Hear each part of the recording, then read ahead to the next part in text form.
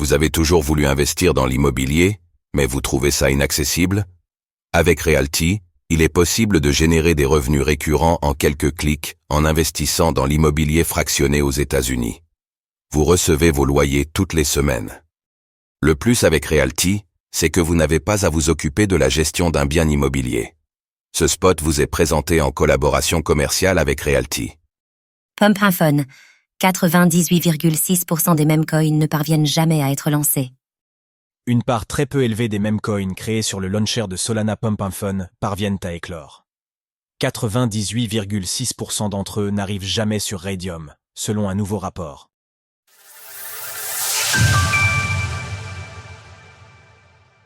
Les memecoins créés sur Pump.fun échouent en très grande majorité. Des données partagées par Dune Analytics montrent que l'immense majorité des memecoins créés sur Pump.fun n'arrivent jamais sur Raydium, la plateforme d'échange décentralisée principale sur Solana, Sol. Seulement 1,41% des memecoins arriveront en effet sur le DEX, et parmi ceux-ci, une part encore moins grande connaîtra un succès marginal. Pour être listés sur Raydium, les memecoins doivent en effet prouver qu'ils ont une capitalisation au moins équivalent à 69 000 $. Or, pour la majorité, ce stade n'est jamais atteint. Les chiffres sont écrasants, plus de 1,5 million de tokens ont été lancés sur Pump.fun à ce jour, mais seulement 22 330 ont pu atteindre Raydium. Même au plus fort de la popularité des memecoins, en février dernier, la part n'a atteint que 2,56% des memecoins créés sur Pump.fun. Un ratio qui souligne les limitations de Pump.fun.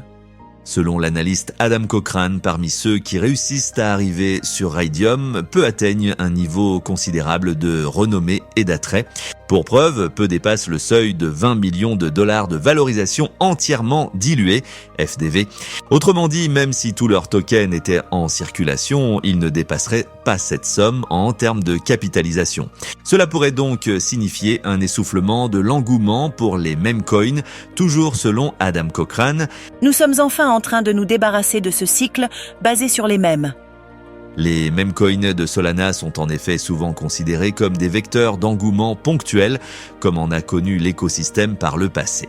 Leur arrivée explosive sur le devant de la scène fait ainsi penser aux tokens basés sur la nourriture qui avaient grimpé en flèche il y a quelques années, ou encore à l'engouement pour les NFT en tant que photo de profil.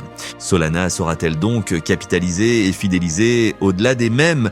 C'est la question qui va se poser, tant l'engouement autour de la blockchain a été basé sur ces tokens particuliers. Retrouvez toutes les actualités crypto sur le site cryptost.fr.